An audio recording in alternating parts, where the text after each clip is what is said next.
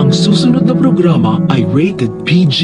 Ito ay nangangailangan ng patnubay at gabay ng magulang para sa mga batang manonood.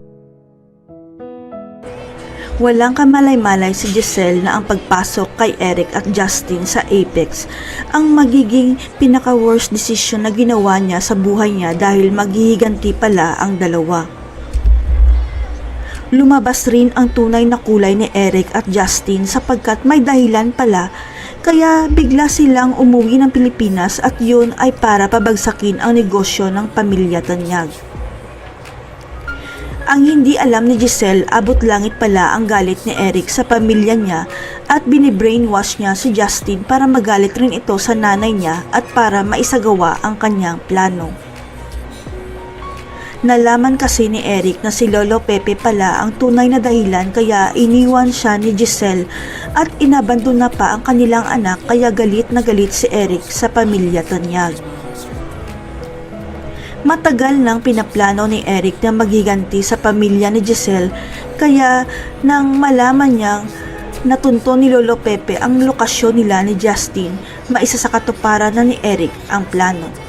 Pero ang hindi alam ni Lolo Pepe na isahan siya ni Eric sapagkat hindi niya pala tunay na kadugo ang Justin na babae sapagkat ang tunay niyang apo ay lalaking Justin. Ito ang dahilan kaya hindi nakauwi kaagad ng Pilipinas si Quinito dahil natuklasan niya na peke pala ang DNA test result ni Justin dahil hindi match ang DNA niya sa mga Tanyag. Nang mabalitaan ni Eric na nasa ICU si Lolo Pepe, kaagad silang umuwi ng Pilipinas ni Justin dahil matutupad na ang matagal niyang pinapangarap na makapaghiganti kay Giselle.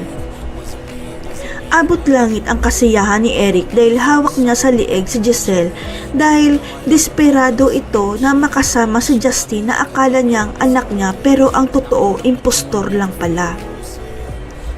Ang hindi alam ni Eric at Justin, maraming mata at tenga sa loob ng Apex at may nakarinig ng usapan nilang dalawa na gusto pala nilang pabagsakin ang ospital ng pamilya Tanyag.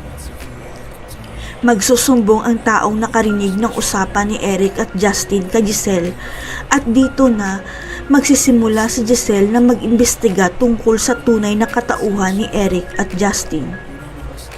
Hanggang sa tumawag si Quinito at si Giselle na mismo ang nakausap niya at sinabi ni Quinito na peke ang DNA test nila ni Justin dahil lalaki pala ang tunay nilang anak ni Eric.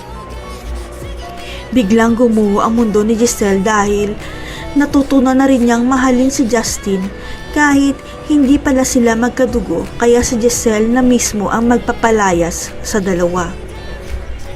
Sa pagbabalik ni Quinito sa Pilipinas, ipapakita nito kay Giselle ang totoong birth record ng anak niyang lalaki at hindi magtatagal magtatagpo na ang tunay na mag-ina.